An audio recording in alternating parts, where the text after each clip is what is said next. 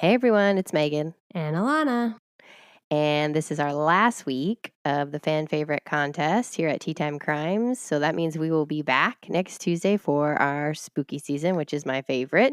Woo! Alana is still on the move. Yep. We're, getting ready for that move.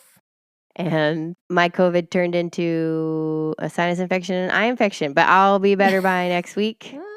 So I hope you enjoyed this last one. This is one of your favorites, right, Alana? Oh, my God, yes. Do you remember? Yeah. I mean, I guess it's about to play, but like how excited I got when I realized.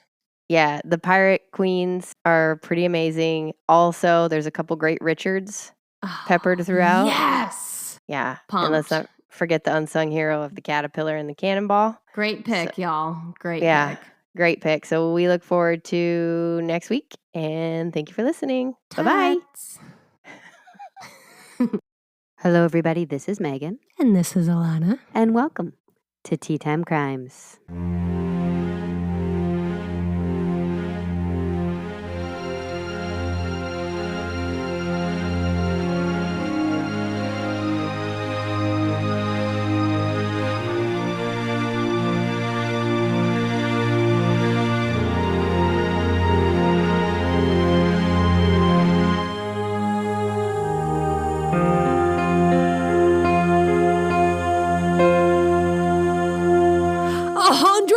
So, pew, pew, pew.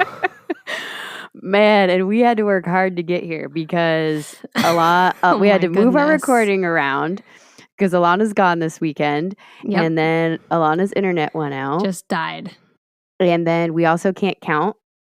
So we actually had already done an episode and realized that we hadn't done 100 yet. Yep. And so we had to go back and do the 100th episode. Back in time. Yeah, which we're doing. And I woke up sick, but I'm powering through. I'm not. We're doing being this 100th episode. It's happening.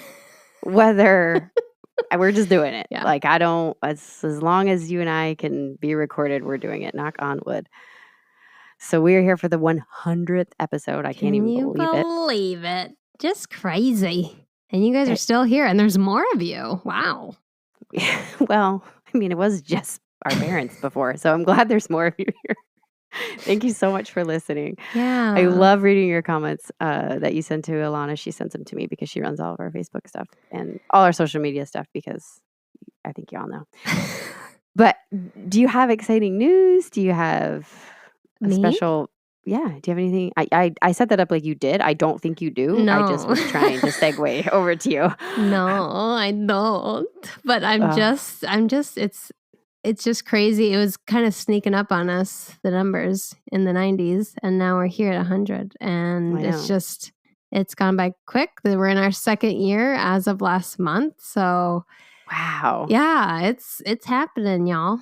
And yeah, we appreciate you. You were so reluctant at first. Are you happy to be here? I'm happy to be here. I look forward to every week. Okay, good. I'm glad. Imagine I just said on air. Like this is I wanted to tell you. This is the last one actually. This is our 100th and final. Oh, we should goodbye. We really enjoyed you guys. I'm going to cut that into a little teaser to scare people. Yeah. I would be in shambles if you sprung that on me. I'd be so fucked up.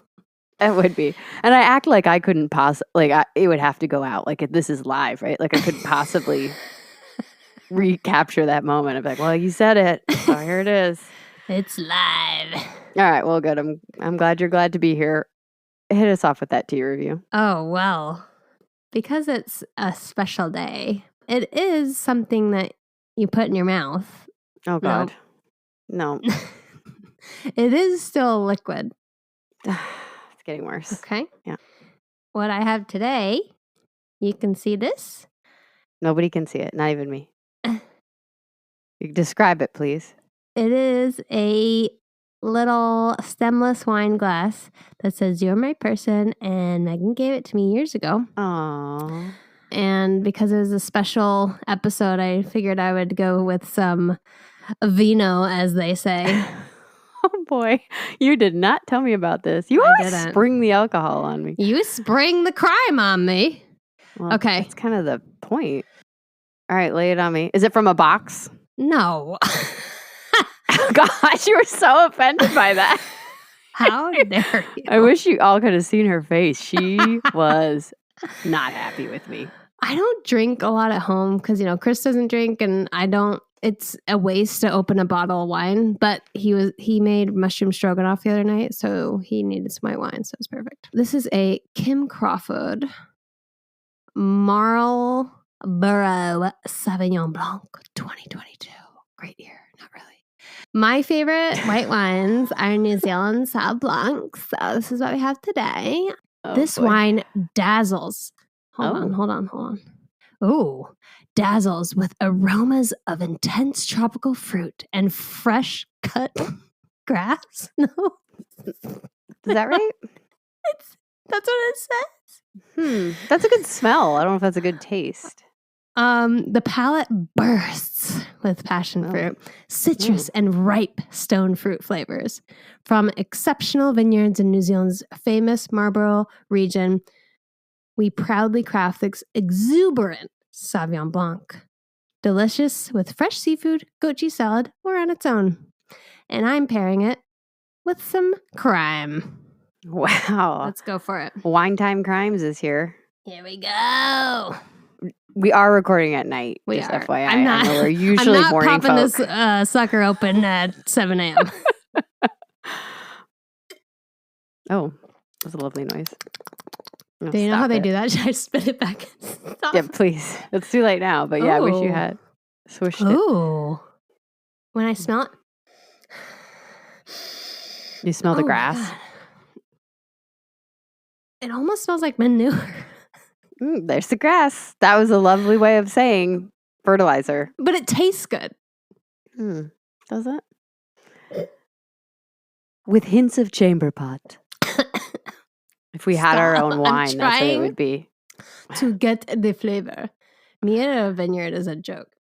Okay, so it's a nice sharp wine. Hit that P. Really mellow on the body. And it's very zingy. So they were talking about intense bursts of flavor, and they got that right.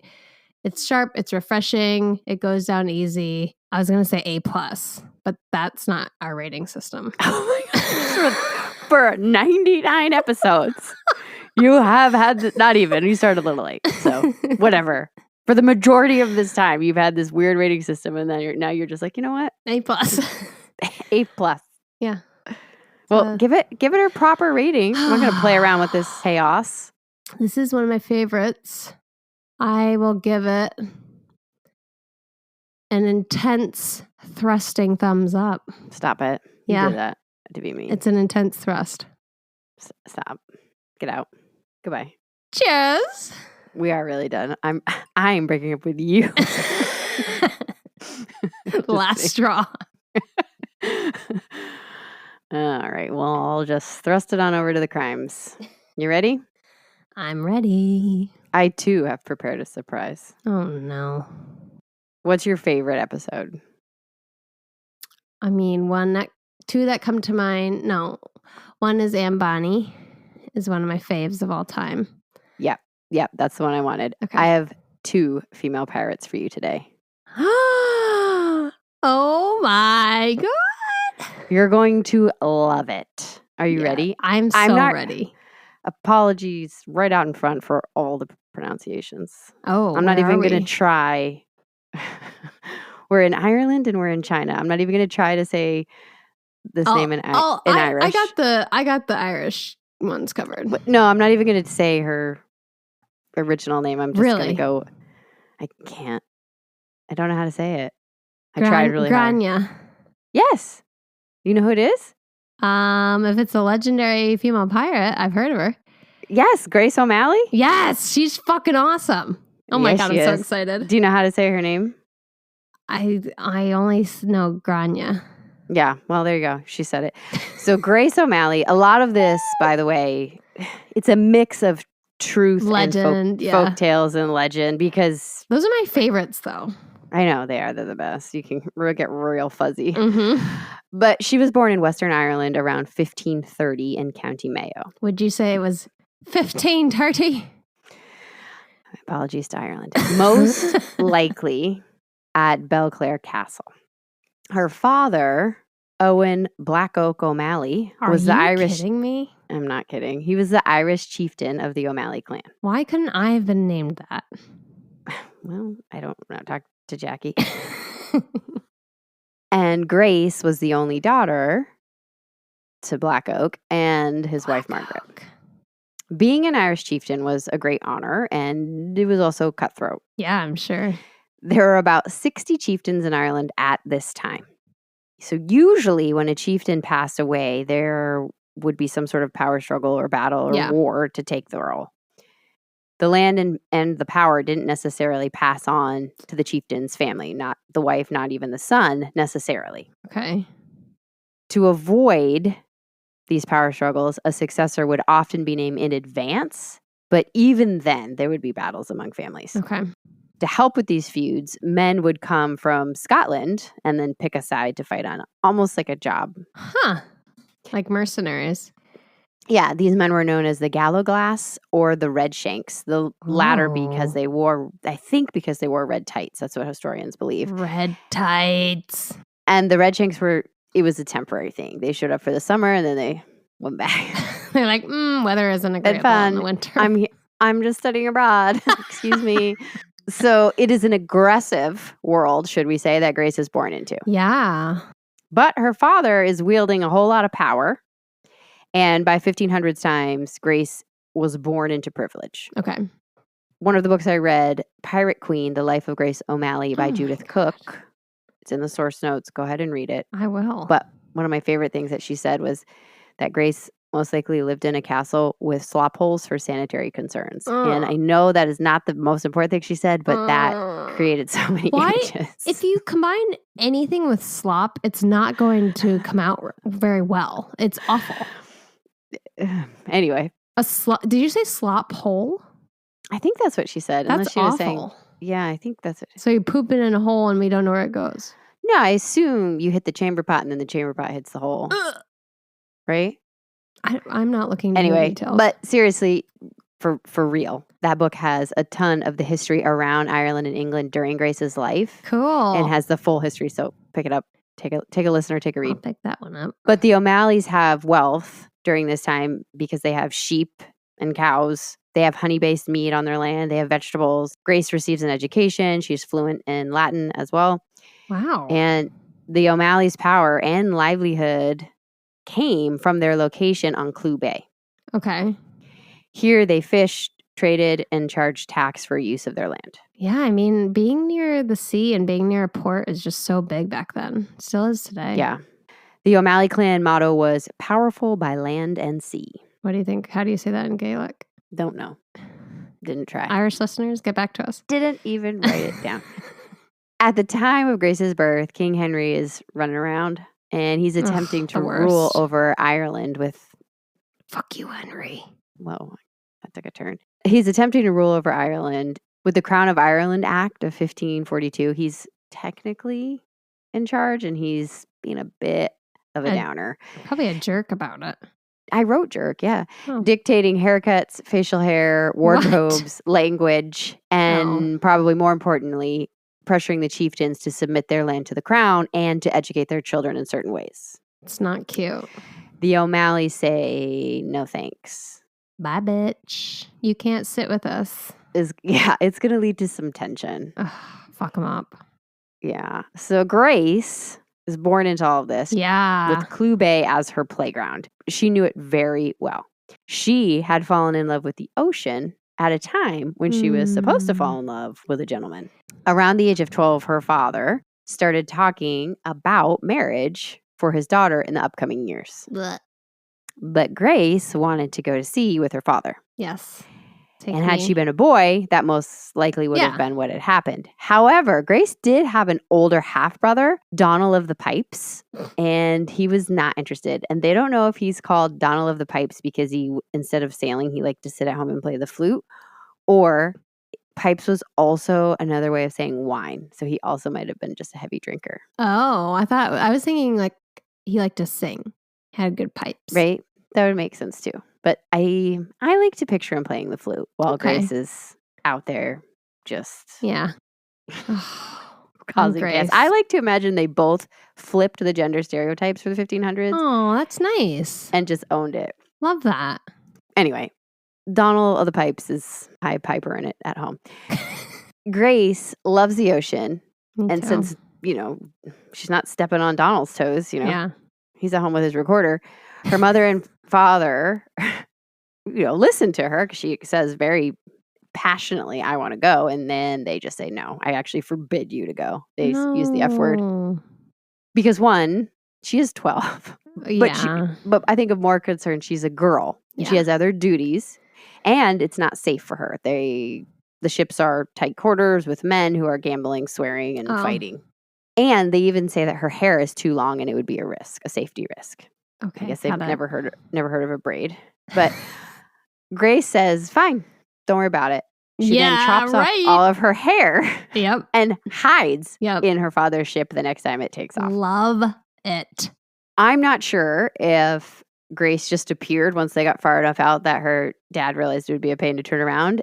Or the other option is that there was actually an attack on the ship and Grace appeared when her father was in danger and attacked the man attacking her father to help save his life. Either way, her father discovers that she's there. And I think he was probably pissed, but also probably pretty proud because he let her go on these voyages with him until she was 16. Awesome. So she's getting a ton of experience. That's and she's a lot. becoming, exactly. And she's becoming a good, whatever they call it, mariner, sailor. Well, she's maybe not pirates a pirate yet. too. But then at 16, Grace does agree to get married. And she marries Donald O'Flaherty. The marriage it's a smart business move combining their lands, beneficial for each family. Grace comes with a large dowry, as we might expect from Owen's power. Grace would give birth and run the household. That was what she was supposed to do. She does it, but domestic life is pretty boring for her. Yeah, I'm sure. And she kind of pops out 3 kids right away to kind of get it over with. She's like, there you go, 2 sons and a daughter. I feel like we're good here. Let's do something else now. And Donald was good at fighting, and he was known as Donald of the Battles. Oh. To give you a little bit of a taste of the time, there's a rumor that Donald had been asked by his sister to kill her stepson so that her son could be the heir. Whoa. It's believed that Donald did it and then had to lay low for a little bit. Oh my God. That's what we're talking about. Game of Thrones shit. Yeah, it's brutal. Donald and Grace, they were married for 8 years before Donald's death. Obviously in battle because that's his name. Duh. One of his castles, Cock Castle. Stop. That's what it says. Actually was taken over by a rival clan and he was killed trying to get it back. How's it spelled? What do you mean, how is it spelled? I don't know. Maybe it's a different spelling. No. Okay. It's the spelling you would imagine in your head. So Grace hears about this, hears that she's now a widow, stages a counterattack. Oh. Kills the men who killed her husband and reclaims the castle, thus earning it the unofficial title of Hen's Castle. Yes. Much better name. Yeah. I mean, come on. That was easy. At least they didn't go another route. I won't, but I mean, she captured the Cock Castle. Here's what's interesting.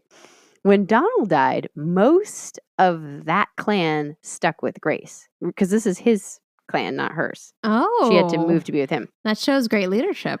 Exactly, which meant she'd probably been showing leadership up until that moment, right? For sure. People to show their loyalty. And what historians think is that Donald's strengths were fighting. That's what he liked to do. That was his vibe. Of the battle. Yeah, it's his name, for God's sakes. The other Donald's playing the flute. This one, he's fighting. Yeah. So he was gone a lot, doing his thing, pursuing his passions, following his bliss of killing people. And because he was gone a lot, people were struggling because he's their leader and he's gone and, they were hungry. I mean, like, yikes. They weren't bored. They were hungry, real problems. And so Grace was solving a lot of those problems in his absence. Oh my God. She was a brilliant strategist. Wait, really quick. I know, I saw that. You are wearing a pirate shirt today. That's wild. You're wearing the Jolly Roger t-shirt. I am wearing also skeleton earrings, so everything is coming together. Get out. And you're also Alana of the Pipes, so it's working out. Anyway, so it was thought that she found a way to help people without overpowering Donald as well, which is a delicate balance. Yeah, and that's then hard. Doing that, she gained incredible loyalty. And when Donald passed, a lot of them followed her. Because we're in the 1500s, you'd think it was more rigid, but well, yes, smelly too, slop holes. But there are aspects of society that are actually a little bit more progressive at the time because of how Christianity was interpreted and because of that region. So for instance, men and women were allowed to divorce. Nice. However, marriage came with rules. So in the case of a husband's death, Grace would get her dowry back. Oh. But she would not inherit any of the land. What? This was not the rule in England. So if she lives in England, that would have been a different rule. Huh. So when Donald died, Grace returned home because she didn't want to be ruled by another chieftain. She'd kind of been fake in charge for a minute, and she didn't want to be ruled by another chieftain. And that's when a lot of the clan followed her. Okay, got it. When she went home. Yeah. So eventually... That's so cool. Owen O'Malley passed away. And it was Grace who took his place. And the running joke became the only man in the O'Malley family was a woman. Love that. And they were just so loyal to her. Yeah. So she recognized the benefits of their location and she started growing her fleet on the sea and then charging anyone who wanted to pass through Clew Bay, in addition to offering protection and warding off violence. Mm-hmm. Because Grace knew the landscape better than anyone. Yeah, she grew up there. So there were hundreds of small islands that could trip up somebody who was either inexperienced at sailing or wasn't used to the area. And so if they didn't pay Grace for her navigation, they could get stuck. They would get stuck, and then she would just steal everything on the ship and overtake it. Yes. That was basically like, well, fine. See you in about 20 minutes when you get stuck on that sandbar you don't know about. Love it. That was basically what they did. So it was charging people to pass through, offering them navigation, and then if they didn't take it, okay, no problem. That's so smart. She was also very good at reading the weather. So current day, she'd probably be a meteorologist. Yeah. She was very, very good at being able to anticipate storms. She knew when to sail and when to get to land. Yeah. It's very important. Yeah, it's kind of crucial. Because of this, because Grace is running Clew Bay, the English started calling her a pirate at this time. Grace saw it differently. It was her home and her business. She started to be called the Queen of the Pirates. Yes, she did. She had a crew of about 200 men. That's a shit ton. She gambled, fought alongside them. Sometimes she was married. Sometimes she just confabulated. She did her thing. Good for her. When her crew caught wind of a shipwreck, they headed out to recover it one day, and they found one survivor. Hugh de Lacy was discovered on the shore, and Grace saved him. And then they fell in love. Aww. After just a few months of this affair, the McMahon clan was mad at Grace for something else and murdered Hugh while he was out hunting. Whoa. Grace retaliated by waiting for the clan to visit an island, stole their ships, killed the men who killed her man, and took over their castle. Yeah. She's not just planning these attacks, she's also fighting in them. She most likely had been trained from a very young age, and she fought with 2 swords, light swords that were more focused on speed and agility. Yeah. So she was probably very fast. Cool. Rather than like one heavy sword, if that's what you're picturing. She had 2 small swords that she would That's awesome. Do her thing with. After this lost love, Grace decided to marry for a second time to Richard the Iron Burke, who was another chieftain. Okay. He ruled part of the bay and the O'Malleys the other. So again, this is a marriage that's smart. Yeah. Richard had been married before, and he apparently had a few kids running around. But Grace had a prenup drafted. What? Back then? That's amazing. Which stated they would be married for 1 year, and she would decide if the marriage was to continue. Yes. She also made sure that Rockfleet Castle, which was part of Richard's estate, would be included in this contract because Rockfleet Castle was in an incredibly strategic spot, and she wanted it. Nice. Grace could read, remember. Richard could not. Oh. So I'm not sure how much of this prenup he understood. But on the year's mark, Grace was said to call out of the castle window, "I dismiss thee." What? And then divorced him. What? Savage. But kept the castle. That's so fucked up. I dismiss thee. Bye. But people wonder how true that is, because even with the divorce or this dismissal, they were incredibly friendly. They did all of their business together. They continued to do all of their business dealings together, and they ended up having a son after this moment. Oh. So they were friendly in more ways than one. Okay. Grace was actually on a ship out at sea when she delivered their son, who was nicknamed Toby of the Ships. Toby of the Ships. Yeah. While Grace has given birth on a ship, can you imagine? For starters, we went over the hygiene of pirates in the Anne Bonny episode, and no, not to be desired. So Grace had just given birth. She's downstairs. I don't think it's called downstairs on a boat, but under the poop deck. Okay, we'll take that. Below deck. She's below deck. Let's put it that way. And she's nursing Toby of the Ships when pirates attack her ship. Bad timing. Very bad timing. Grace is downstairs kind of waiting it out, hoping her men will take care of it. And when she realizes that they're losing the battle, she becomes furious. So she puts down Toby and she runs upstairs and she flings open the door to step on deck. And she is such a sight that all of the men who have just invaded the ship are startled to like see her and to see a woman. And she's just fuming, and she's probably in a bathrobe. Her hair's a mess, and she just pulls out a musket and starts shooting. Nice. And basically turns the entire fight around so that she ends up capturing their ships and then executing any of them that survived the fight. So God, that baby must have had a small head. Who has a small head? The baby.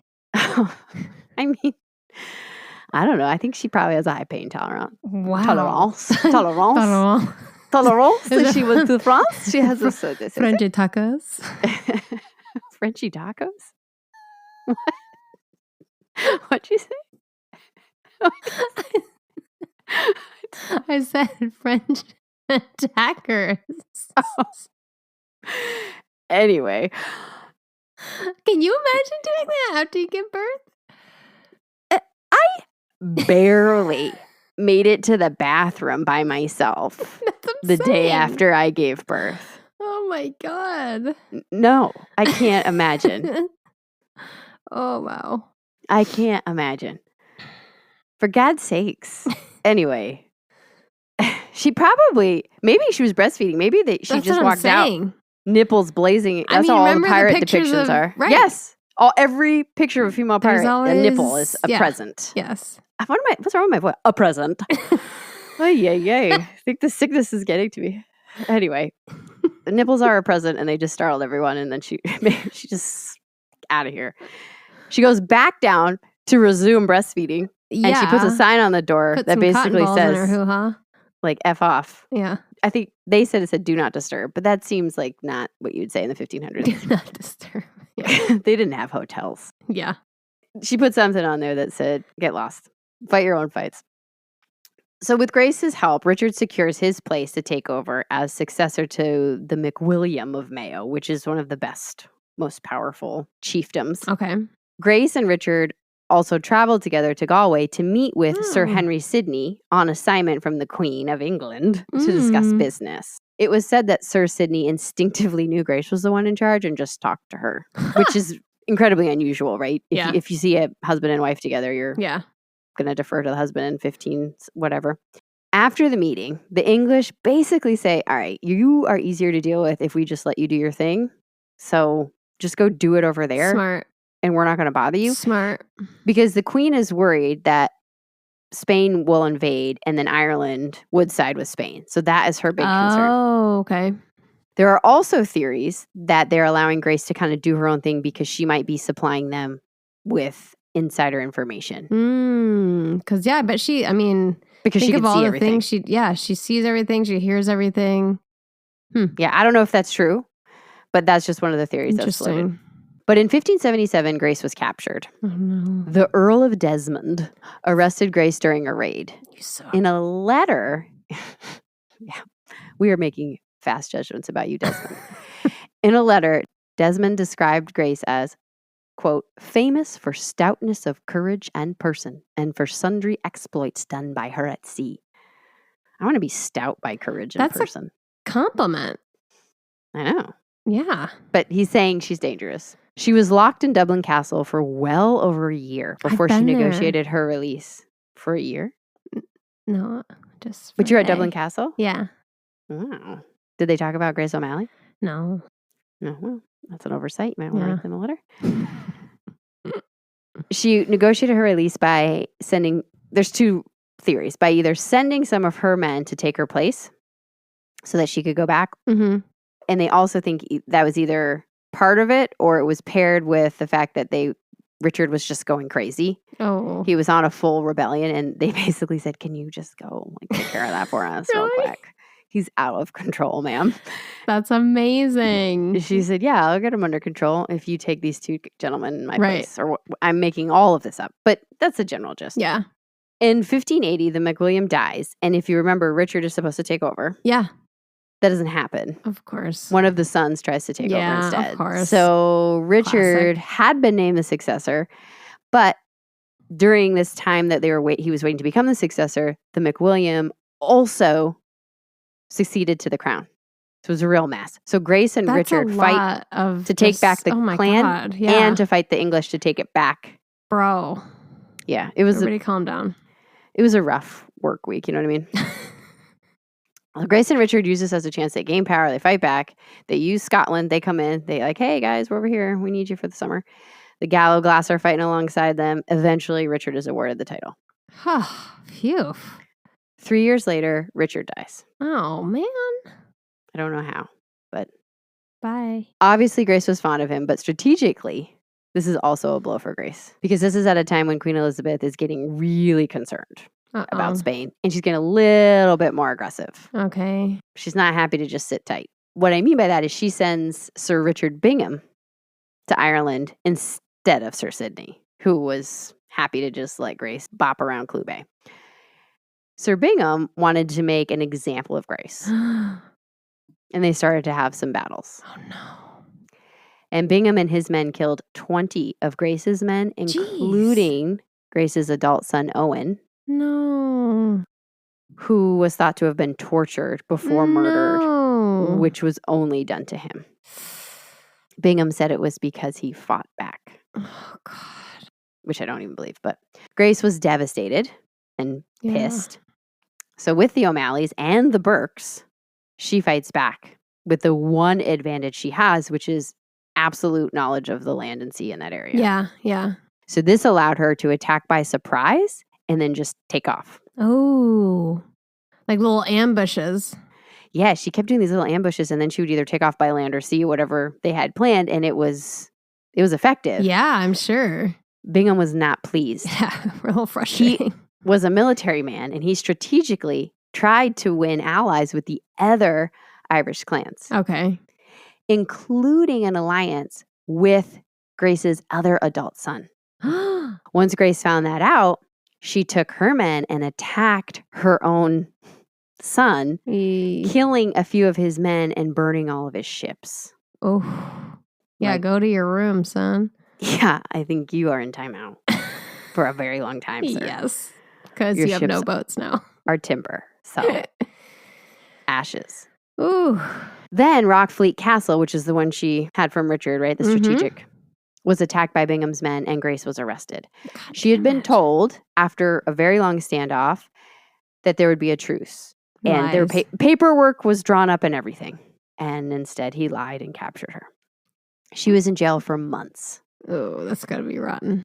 Sources, again, vary on how she was released. Some say Grace went over Bingham's head to her old friends from when Sidney was in charge and negotiated, again, a trade. Others say that different Irish chieftains banded together and helped get her released. Yes. I'm not sure which. This. When this happens, though, Bingham is not pleased. He just seals off Clew Bay with an entire fleet and then burns the land that the O'Malleys live on so they can't grow food. That's messed up. It is absolute brutal living conditions. They're basically on houseboats just docked. That's all they have for shelter. And they can't, it's famine conditions because he's destroyed all their crops. And you can only eat so many fish. Yeah. Again, Grace goes over his head and asks for a meeting with Queen Elizabeth. She makes a plea to the queen saying she was simply protecting her land and her children. In retaliation to this, Bingham arrests Toby of the Ships, who's now older. Yeah, and her favorite. Charges him with treason, which is punishable by death. Oh, God. In her letter, she offers to fight for Elizabeth if her own sons are allowed to keep their land under English law and if Toby is released. The queen declares that Grace may be allowed to visit. This is near the end of 1593. Okay. Now, Queen Elizabeth is interesting on her own because over her reign, she had publicly called out piracy because it's against the law. Yeah. Yet she had her own little army she called Sea Dogs that attacked Spanish ships to help her build up her finances in order to run the country. So, pirate. Yeah, exactly. She never changed the laws, but secretly relied on her own brand of piracy. Wow. So she understood Grace a lot more than people realized. Yeah. Plus, they're literally the only two women in power. Right. So they have maybe a lot in common. Yeah. They might be best friends. Oh. Grace is in her 60s now, by the way. How the fuck does someone survive that long? A, in the 1500s. B, as a warrior. I know. I mean, just the amount of luck you would have to have. And on the sea. Like, I know. That's crazy. This is a very dangerous play because this could be a trick. Yeah. Just the trip over there is dangerous. She could run into 100 different things, right? But she's a risk taker, clearly. And she heads over to Greenwich where the Summer Palace is. The Summer Palace. She's stepping into enemy territory and she had to follow the rules of the queen. So she has to correctly petition. She has to request a meeting, all of this. But when she met the queen, apparently she did not bow. Oh. Which was unheard of and implied that Grace saw herself as the queen's equal. Yeah. I mean, they do call her Queen of the Pirates. They do. There are many little tidbits that came from this fateful meeting. You know, what did Grace wear? What did the queen wear? Who said what? Who did this? My favorite one was that Grace was handed a silk handkerchief at one point. She blew her nose and then threw the silk in the fire, and England was aghast because it was such a fine piece of material. And she basically said, well, it's dirty. So, I blew my nose in it. Why would you want it back? That's weird. Let's talk, Queenie. Oh, that's great. So the two women, they're both in their 60s. They're the exact same age. Wow. They sit down by the fire and they're just chatting. Just chatting. Grace details the death of her son Owen, who was brutally murdered by Bingham, asked for protection against the queen's military with her own promise to only pirate for the queen. And Elizabeth was into it. Oh. She agreed not only to call off Bingham, but insisted that Grace and her family be pardoned. The queen demanded Toby of the Ships be released and that Grace be left to live out her days in peace while receiving a small pension as she aged. What? Queen Elizabeth loved her. Loved. That's what I'm saying. Order the BFF necklaces. You know what I mean? Put in an order to the blacksmith. Truly. You'll have them there 2 days, Amazon Prime. She went a step further and charged Bingham with the murder of Grace's son, Owen. Yes. I mean, if that isn't a successful meeting, I don't know what is. Wow. Good job. Yeah. So Grace returned home pretty happy. Yeah. Her last known fight was probably around the age of 67 to 70. Oh my God. Her son, Toby of the Ships, fought for England and was knighted in 1603, which was the same year that both Grace and the Queen died at the age of 73. God, they're the same age and died the same year? Yeah. Yeah. Wow. And Grace O'Malley would have been lost to history if it had not been for the records of her enemies, like Sir Bingham. Oh my God, I love that. Because she was lost to Irish history. Some wonder if it's just because it was the 1500s, right? And like somebody lit a candle and like everything's gone. Or was it because at the end she made this agreement with the queen? And so they saw it as a betrayal maybe. Yeah. And now she's thought of in Ireland as a symbol of courage and bravery. And there are statues, there's whiskey, there's songs, there's I'm sure. There's everything. Yeah, pretty amazing, huh? Oh, I love her so much. Yeah. To do that in the 1500s. I know. Just smart. All right, are you ready for the next one? Oh my God, there's another one. There's more. I know there's another one. Oh my God, yes. Okay, so nobody even knows the name of this next female pirate. She has several names. I'm going to go with Ching Shih. Okay. So it's believed Ching Shih was born in 1775 in China. there are several rumors about what she may have done before piracy. Those stories include a sex worker on a floating brothel. What? Which, like a boat. Yeah. If that's docked, I'm assuming. Unless it's a raft, which just seems real tricky. Oh, God. I mean, this is late 1700s, so I don't Yeah. Others say she might have just worked, like done a laborer's job at the docks. Yeah. But most people like to say that she worked in the brothel. In 1801, she married the pirate Ching Shih. Okay. Now, National Geographic did a podcast episode with historians Diane Murray and Ronald Poe, which I didn't listen to, but I did read the transcript of, which is essentially the same thing, I think. Yeah. So I linked it in the notes. Okay. Take a listen. But Murray paints a picture of the pirate business as Ching Shih was stepping into the world. Because in the 1700s, pirates in this area are just mostly fishermen who simply need a part-time job when fishing isn't available. Okay. And so there's maybe a dozen men on a ship who are like, hey, we need some stuff. We'll just go steal from that big ship and then we'll go home. Nobody's worried about it. It's kind of just a nuisance. It's not an identity. People aren't really gung-ho. It's just like, we need it. It's going to happen. Once the fish are back, we'll stop. Okay. But by the 1800s, pirates become better organized, more full-time, and thus more powerful. Got it. It becomes this booming and illegal industry that is terrifying the government. I'm sure. So, Ching Shih and Ching Shih have various beginnings to their love story, if you can call it that. One theory is that she was kidnapped and chosen to be his wife. Yeah. Another is that she was a sex worker and they fell in love because he was her client. Some say that Ching Shih sought her out because her business sense had made ripples. Okay. I guess literally. Yeah. But we will never know. So right out of the gates, Ching Shih's ship becomes part of the Tay Son Rebellion, and the leaders paid Chinese pirates to be soldiers for them. Wow. Which was a new concept because the fleets before had been independent. Yeah. And so they had to learn to work together. And then they also gathered military experience while doing it. Maybe in retrospect, it wasn't the smartest thing that they could have decided to do. This is fascinating. But when it was over, the ships returned to China, but they no longer have a common goal or a common enemy. So it becomes cutthroat. Yeah. And they start fighting each other. Yep. But in 1805, Ching Shih brings the pirates back together, like a reunion tour. He's like, hey, listen, we were doing great before. Why don't we go back to that? And so he and Ching Shih created a hierarchy that he was in charge of. So there are 6 captains, and each would run a subfleet. Each had their own flag. There was the red, black, blue, white, yellow, and purple. God, this is so fun. Ching Shih was on the red flag fleet. Okay. The strategy was profitable, and it was successful. And it involved pretty serious negotiations because these guys were literally killing each other before. Yeah. So that's off with a bang, going great. But in 1807, Ching Shih dies. Historians are not 100% sure how he died. He either drowned or was hit by a cannonball. Yeah, a very piratey death. Without missing a beat, Ching Shih was like, Step I'm up, taking over the posts, commanding the entire fleet. What? As her husband had done before. So I'm willing to bet, just like with Grace, that maybe she wasn't like she was just below deck sleeping all day. She probably was pretty into things.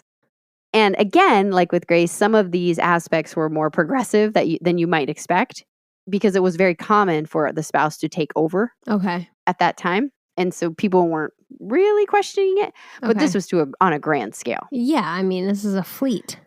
So possibly to solidify her reputation, Ching Shih married again. Now, this sounds a little dicey, so bear with me to the end. Technically, she married her adopted son, Cheng Pao.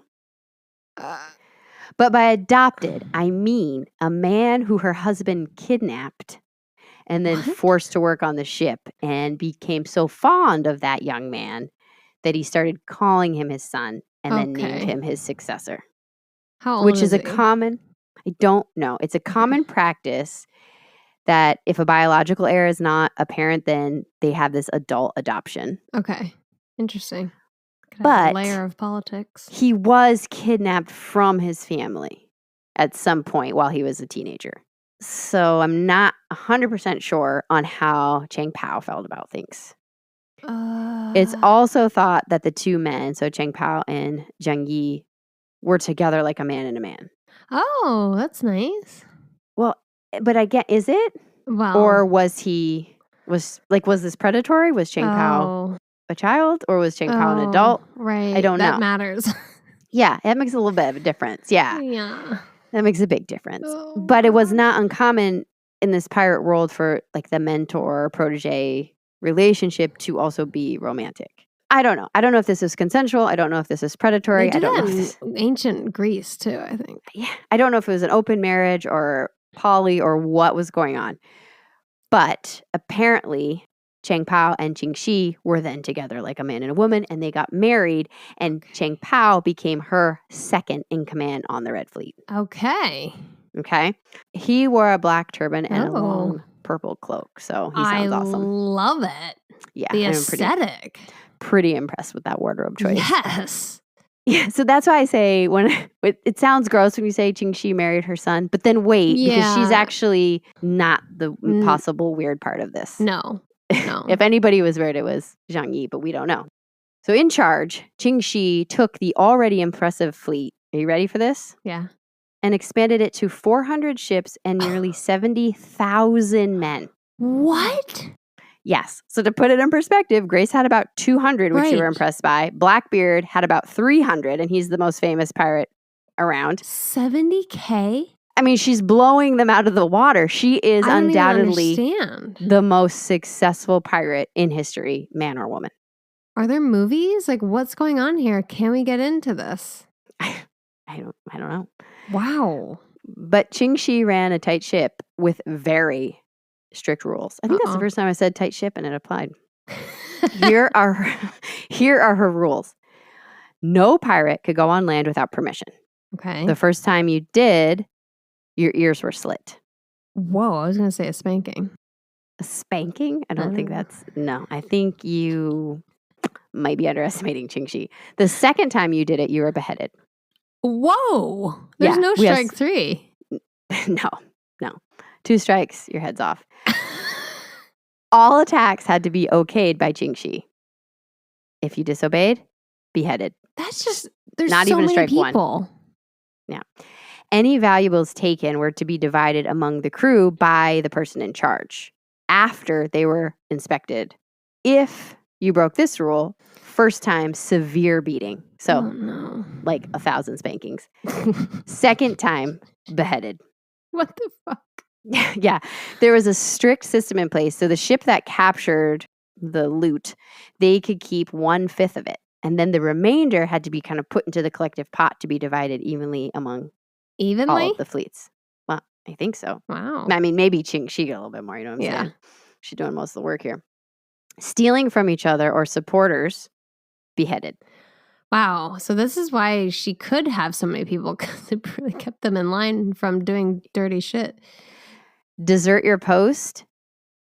First time, your ears are cut off. Oh. No, just your ears. Second time, whole head. Okay. Got it. Yep.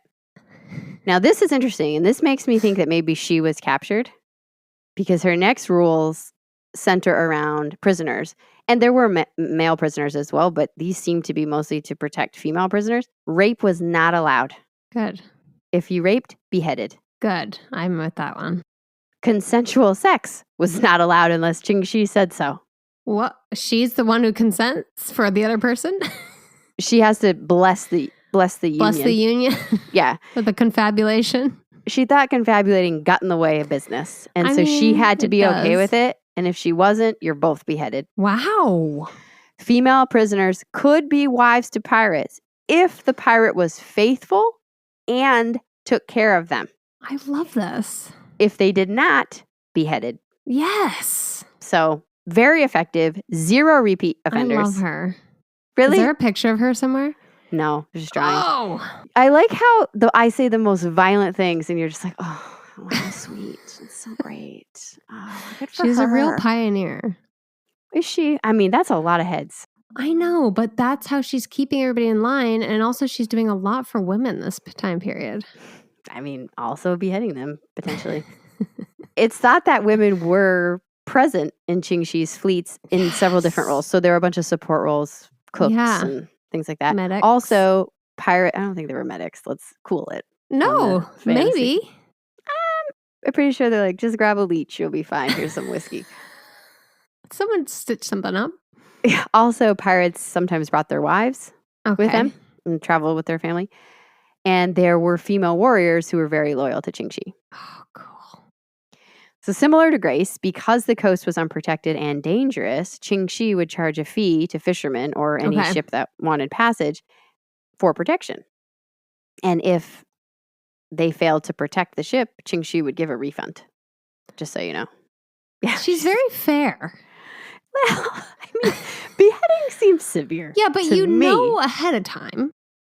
Oh, nice pun. The rules are stated. So the rule. I'm so sorry, but we clearly told you. Look at 1A. Not to leave your post. Strike 2. Yeah, since you don't have ears, we're just going to go with the rest of it. She basically built her own military. Yes. And then provided protection to whomever paid. I mean, think about where we started in this story where like fishermen would maybe do it part-time. And now she's like 400 ships.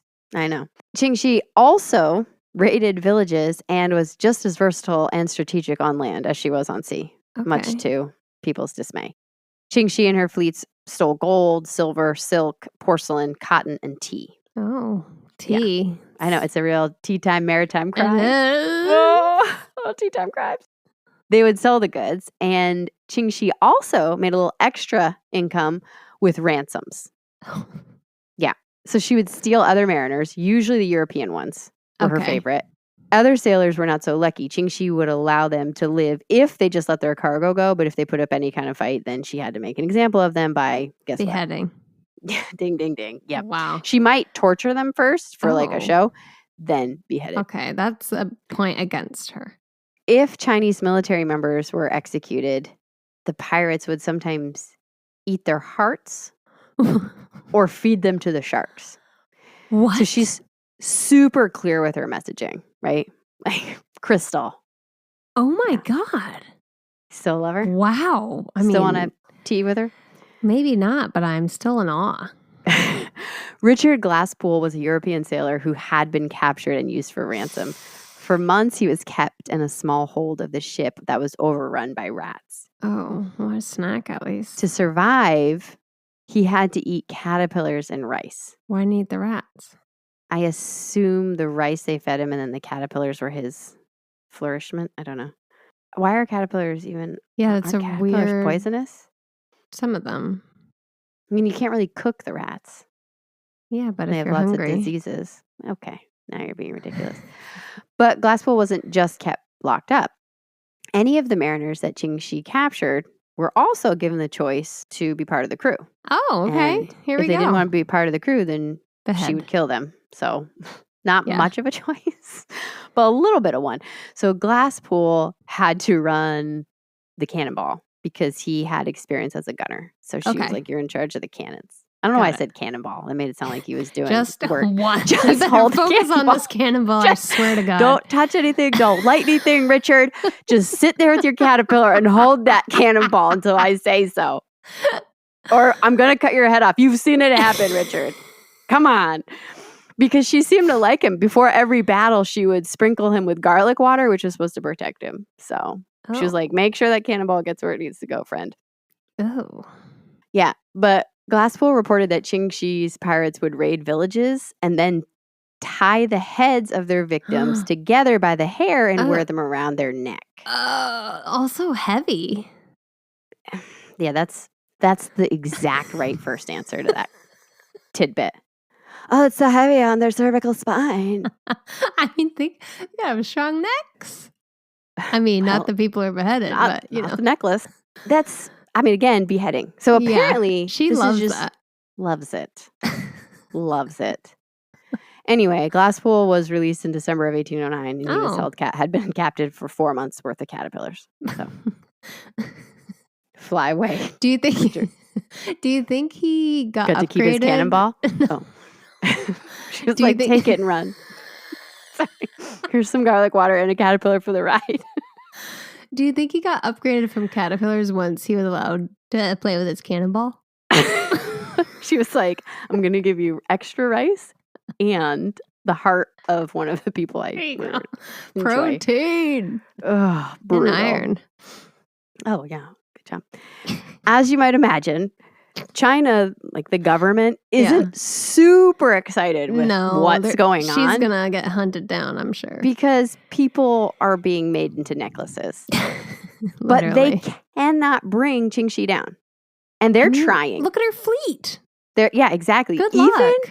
when they get help from other countries, they can't do it.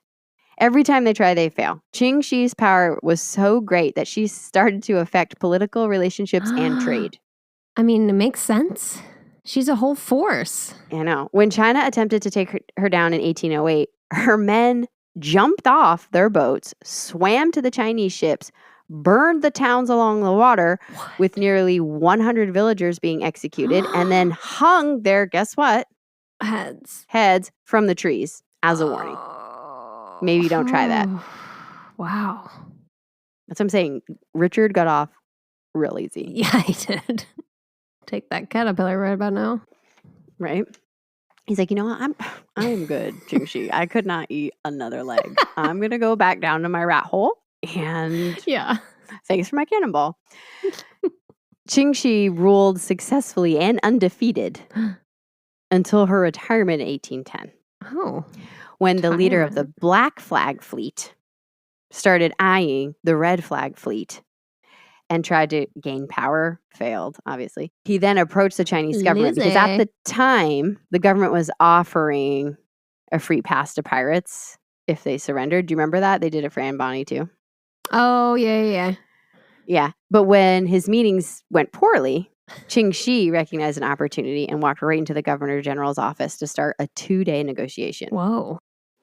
During this negotiation, Ching Shih was able to secure jobs in the military for any of her crew who wanted it. What? Cheng That's Pao, 70,000 people.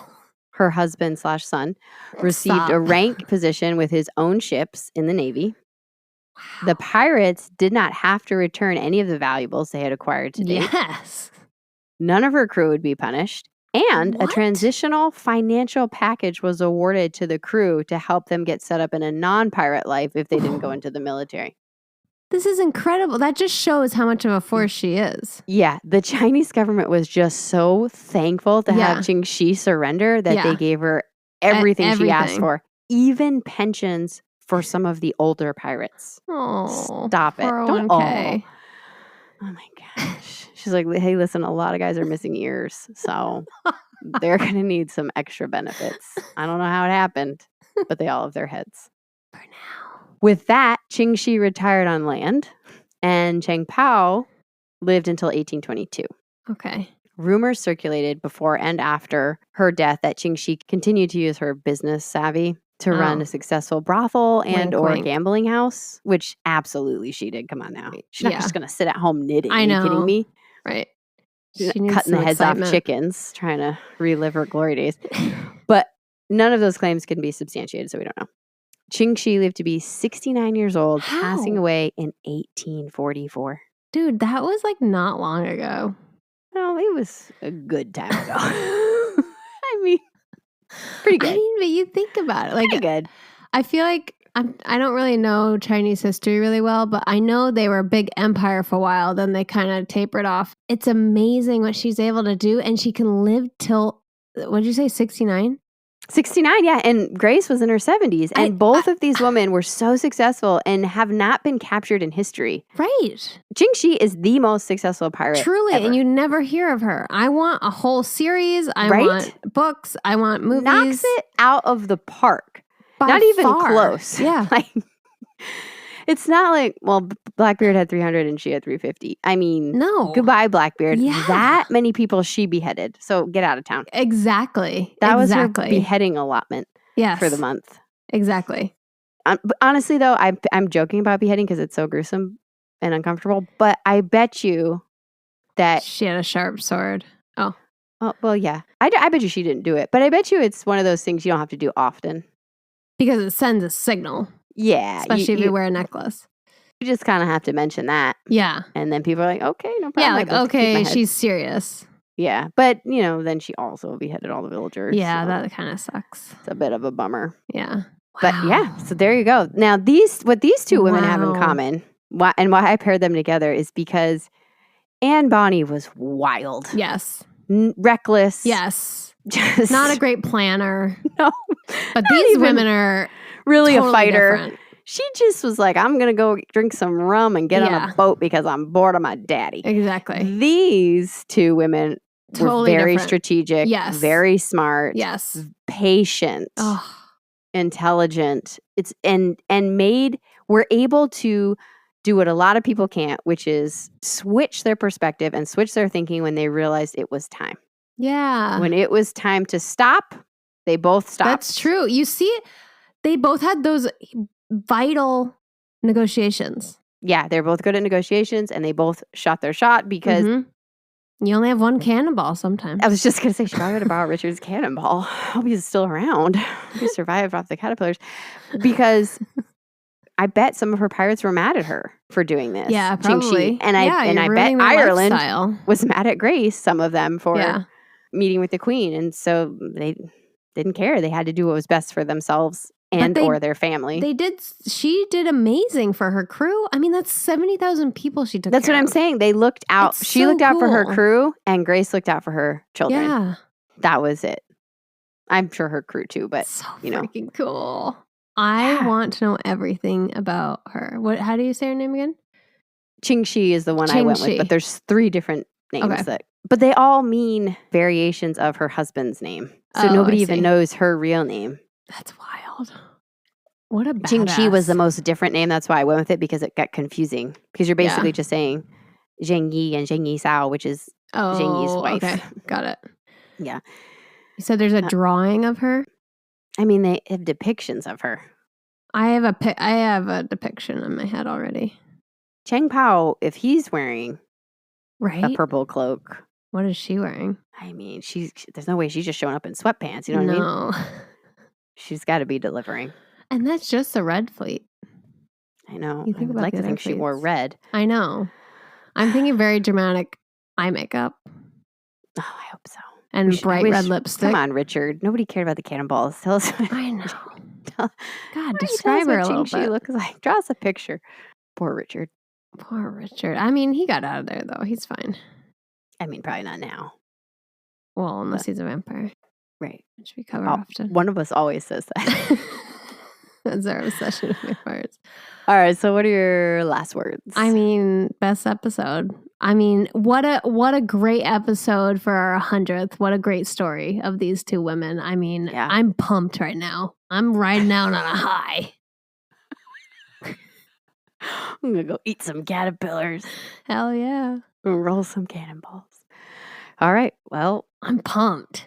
I could see it. I wish you could see her face right now. I want to go be a pirate right now.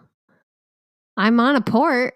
I cannot believe you are wearing a pirate shirt right now. I mean, it's crazy. You didn't know. I didn't tell you. I had no idea. No. No idea. And here I am in Skull and Crossbones. Well, Grace O'Malley and Ching Shih. Long live the queens. 2 incredible women. Incredible. Their brains. I'm scared. Yes. Of both of them. Yeah. I'm not deserting my post. I'll tell you that. You better stay where you are. I'm not moving. Don't you worry. All right. Well, who should listen? Everybody. But especially people in Ireland and China. People love pirates. So exciting. Sailors and mariners. I want to say kids, but maybe not. Maybe like older teenagers. It's a very exciting story. Specific. People who admire cannonballs. And just the one. Just one. You're right. Just one cannonball. And pipers. Oh, don't love the pipes. Yeah. Sorry. I'm in love with my image of Donald, which is just Does he have the tights best. on? Of course he does. And a little cap. Do you know in all of the, maybe you might have missed these a little bit, in all of the really early, like old school Disney movies, they always have the same tights. kind of people, and they have that one guy always playing the flute or like drinking out of his... I know exactly what you're talking about. That's how I'm picturing too. He's in like Sleeping Beauty. Yes. He's the guy who falls asleep under the table. drinking from his instrument. That's how I picture Donald. Oh my God, it's perfect. He's just doing his thing. You know what I mean? Yeah, just living his life. Grace is off, just risking her life, doing her thing, cutting her hair off. Well, what I'm glad blast. you liked it. Yeah, here you go. Happy 100th. Happy 100th. Thanks for sticking around with me and not breaking up with me today. got pretty dicey at the start. I know. This has been a real emotional roller coaster when you made your big announcement. Okay, well, you can find us on all the platforms at Tea Time Crimes. You can email us at teatimecrimes@gmail.com. Just send us recommendations just like this episode. Okay, bye. Okay, there you go. You send us recommendations for Teas and Crimes. Thank you so much for listening. Bye-bye. We appreciate you. Thanks for sticking it out with us through these 100 episodes. That's beautiful. Do you think Donald the Pipes could lay down the track for that? Hell yeah, he could. Grace, it's my flute. I don't know. Grace. Stop touching my cannonball. Why is Richard in this story? Dummy. Richard's a crossover. He's 200 years old. He is a vampire.